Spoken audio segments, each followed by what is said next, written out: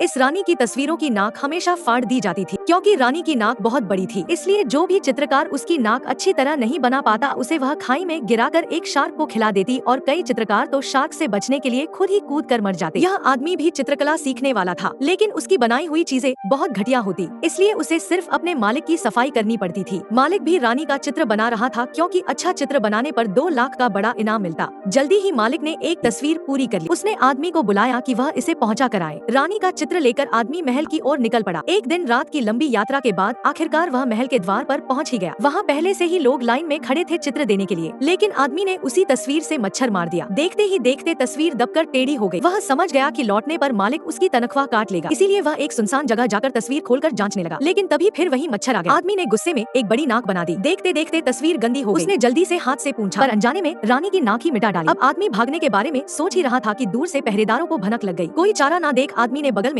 पड़ी ब्रश उठाई और खुद से नाक बनाने लग गया। पहरेदार पास आ ही रहे थे कि आदमी के दिमाग में नाक के कई डिजाइन घूमने लगे, लेकिन यह सोचकर काम गया कि अगर रानी को पसंद ना आई तो पल भर में उसे शार्क को खिला दिया जाएगा। वह इतना डर गया कि लगभग पेशाब ही कर देता। आखिरकार उसे पहरेदारों ने पकड़ लिया और उसे महल में अंदर ले गए। वहाँ पहुंचकर आदमी इतना घबरा गया कि बोल भी ना सका। उसे डर था कि पास बैठा चीता उसे ना खा जाए। लेकिन जैसे ही तस्वीर खोली गई तो रानी अपनी आंखों पर यकीन नहीं कर पाई। वह ध्यान से देखने लगी और बेहद खुश हो गई। तस्वीर भले ही अजीब थी, लेकिन नाक छोटी बनाई गई थी, इसीलिए रानी को पेंटिंग बहुत पसंद आई। यही वजह रही कि आदमी रानी का उच्च दर्जे का चित्रकार बन गया। उसका मालिक भी बुलाकर उसका नौकर बना दिया गया। तुम फ्री फायर खेलते हो या फ्री फायर? कमेंट करें और चैनल को सब्सक्राइब करें।